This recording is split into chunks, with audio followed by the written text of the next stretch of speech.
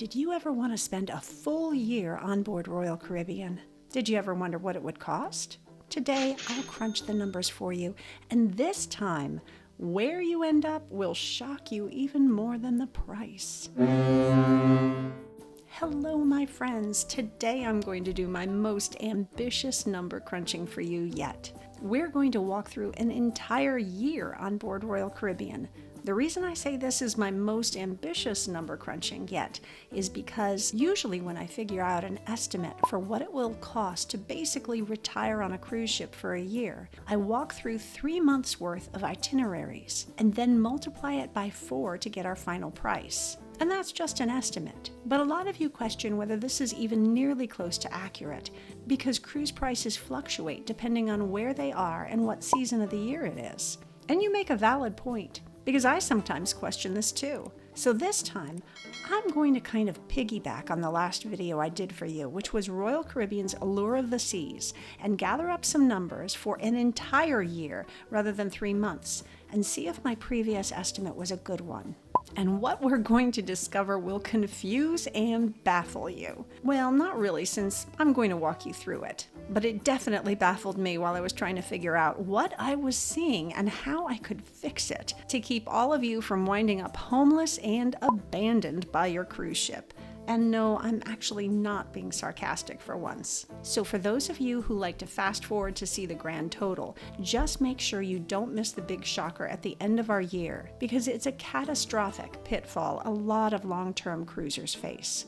And by catastrophic, I don't mean the ship is going to sink. That was sarcasm. I've started off our year of cruising on Royal Caribbean in April. I actually wanted to start it in March, but oddly, the Allure didn't have any sailings at all going out in March, which was very curious to me. Yes, it might be that it was booked solid, because that is around the time of spring break, but to have no sailings available at all for the entire month? The ship will have just made the transatlantic trek from the Caribbean to the Mediterranean, so perhaps after that they were going to do some training or maintenance or something.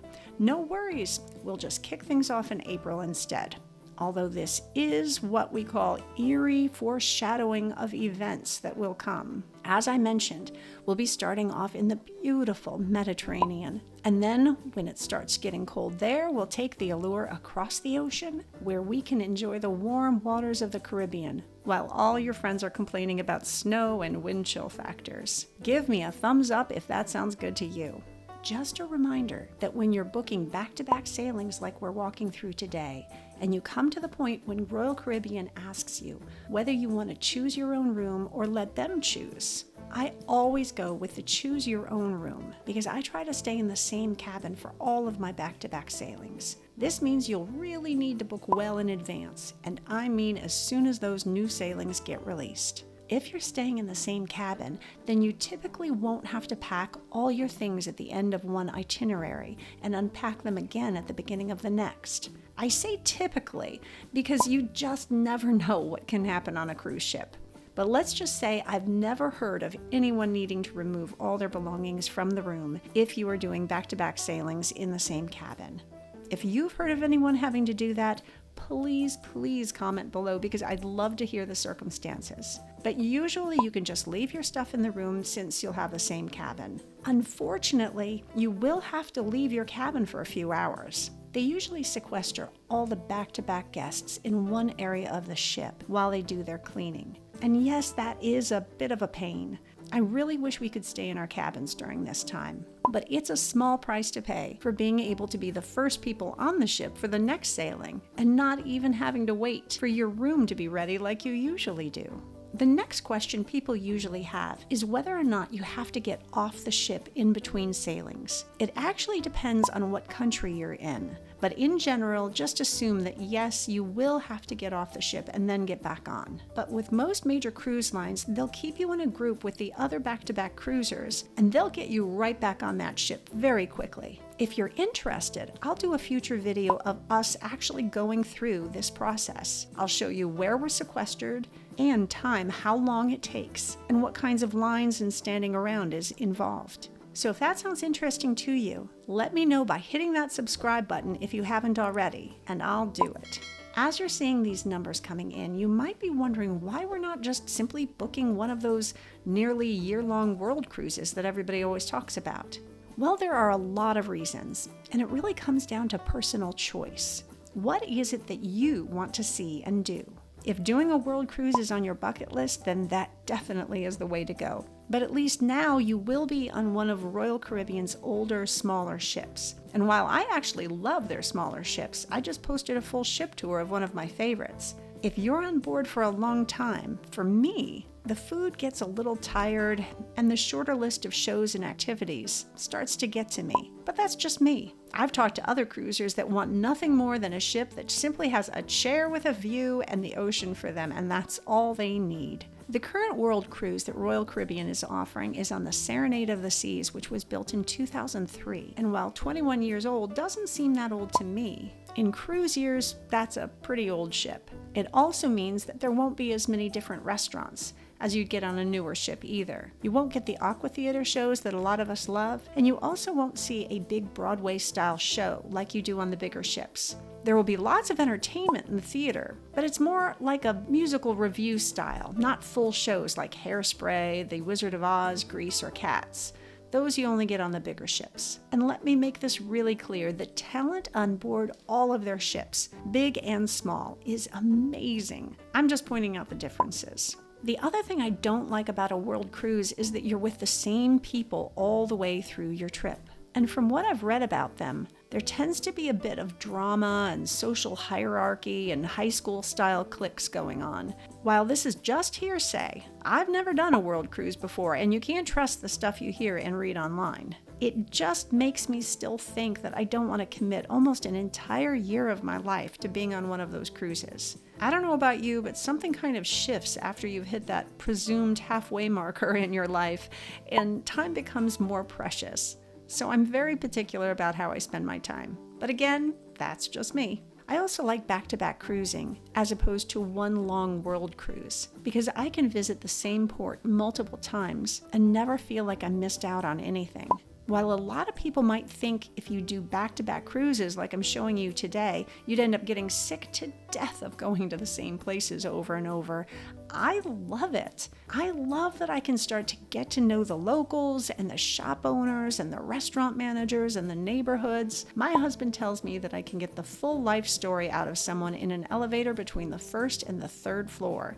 And it's kind of true. So if you're the type of person that likes getting to know people when you venture out into the world, back-to-back cruising is a great option. I also love that if I hear about a great shore excursion or activity or restaurant that someone else on the cruise went on that I didn't go to yet, I can look forward to going back and seeing it for myself. And for me, it takes several visits to a port before I've seen all the things I wanted to see and eaten all the things I want to eat. So these back-to-back cruises are a lot more my style. But again, everyone is different. And if you really want to check a ton of places off your bucket list in a short span of time, then one of those world cruises really might be perfect for you. A lot of you might notice that I'm booking these trips in an inside cabin. And yes, I know that some of you are cringing. I've seen a lot of your comments like, how could you possibly survive in an inside cabin for a full year? Well, let's face it, most people do prefer a balcony cabin. In fact, I've put together videos that just focus on balcony cabins, so be sure to check that out too. But balcony cabins can be around twice the cost of an inside cabin, and that might be unattainable for a lot of people. The other thing I want to point out is that you might need to approach this a different way. When you're thinking about long-term cruising or completely retiring on a cruise ship, you need to start thinking about the whole ship as really being your home, not just your cabin. If you think of it that way, then you do have a balcony. You have a lot of different balconies, actually. You'll unearth lots of little spaces that are tucked away that other cruisers never even notice. Places where you'll get into the routine of drinking your coffee in the morning and watching the water. You'll find favorite restaurants with the best views. You'll discover the best places to watch the sun dissolve into the water at the end of the day, because give me a thumbs up if you agree that sunsets on cruises are the best ever. My point is, you won't be staying in your cabin except to sleep. So don't let this idea that you need to have a balcony cabin to have fun stop you from cruising altogether if an inside cabin is all you can afford. As for what I prefer, well, yes, of course it's a balcony. Hey, if I had my way, I'd stay in one of those ultra spacious 2-story loft suites they have. But I can't do that, so I'm just going to do what I can and be really beyond grateful that I get to be on a beautiful ship at all. And speaking of the beautiful ship you're on, I should probably tell you a little more about the Allure of the Seas. It's an Oasis-class ship that first set sail in 2009. So among the Oasis-class ships, she's a little on the older side. But I like that, because she won't be in nearly as high demand as the newer ones, and that can mean better prices. But because she's an Oasis-class ship, there's a ton to do on board. They've got a rock climbing wall, a flow rider, a zip line, a water park for little kids, a carousel, and yes, I have zero interest in any of those things. Well, except maybe the zip line. Now let's get down to what I love about this ship. It's got 19 places to eat. That's more restaurants than the town I grew up in. No exaggeration. So I'll never be sick of the food on the Allure. And that's not even including room service. 10 of these places are complimentary, so you don't even need to eat at the more expensive specialty restaurants to eat well. And then there's the drinking.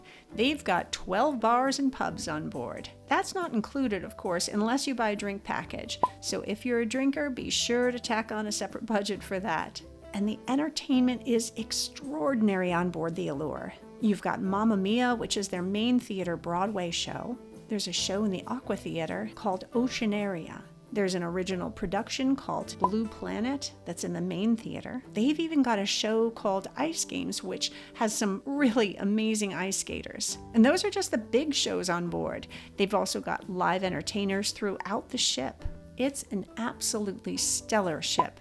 But hold on a sec. The ship is only part of the attraction of this long-term cruise option.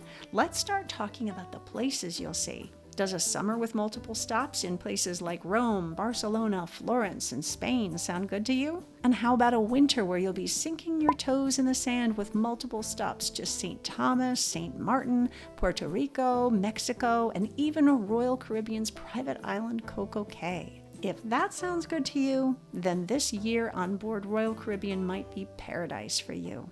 Now, as we're starting to close in on the end of our scheduling, I want to brief you on a snag I hit. Because even though my videos are usually drama-free, sometimes there's gonna be some drama when it comes to traveling. And this is something that you will likely face if you want to retire on a cruise ship. As I was putting this together, I noticed that after March 14th, the Allure of the Seas shifts over from being based out of Fort Lauderdale to Galveston, Texas. No big deal. I actually like the idea of that, because that's just another place I get to see. But then I noticed something unusual. During the few days when the ship is going from Fort Lauderdale to Galveston, there won't be any guests on board. Just crew. That's right. You're going to get booted off that ship.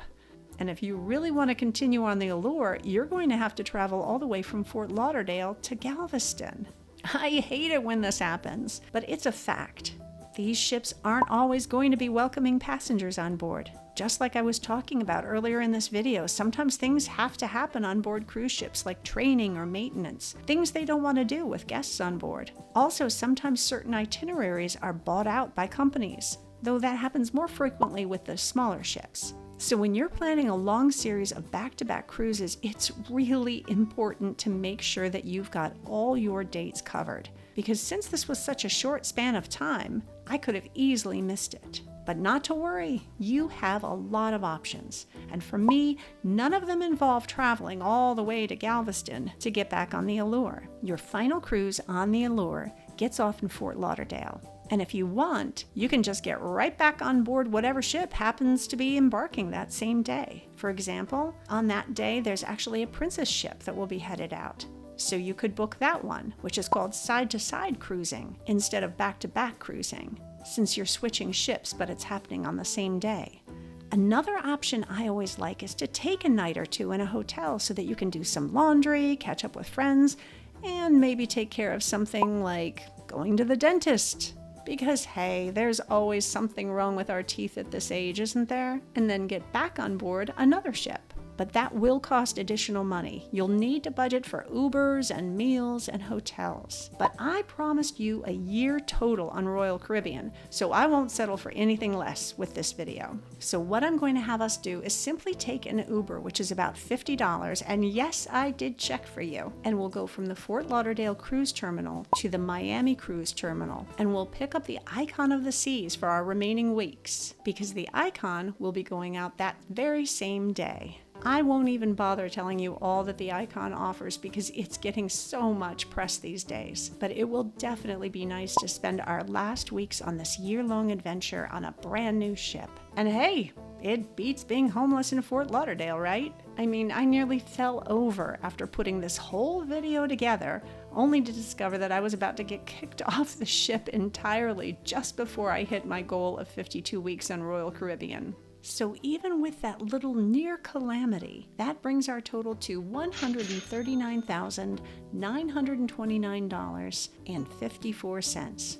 Now tack on $13,140 for Royal Caribbean's standard gratuities for a year, and we're at $153,069.54 total for 2 people. Now, just for fun, let's look back on that last Allure of the Seas video I did and see if my estimate for a full year was anywhere close. And there it is. Our estimate was $145,398.88. So we're only $7,670.66 off, which is pretty good by my measure. But what's even better is that actually, if we had been able to stay on the Allure for those final 6 weeks, we would have been even closer to that estimate because the Icon costs so much more than the Allure. That actually makes me feel pretty confident about our estimates as I look forward to bringing more videos to you. So what itinerary do you want me to number crunch next? Let me know what you think in the comments below.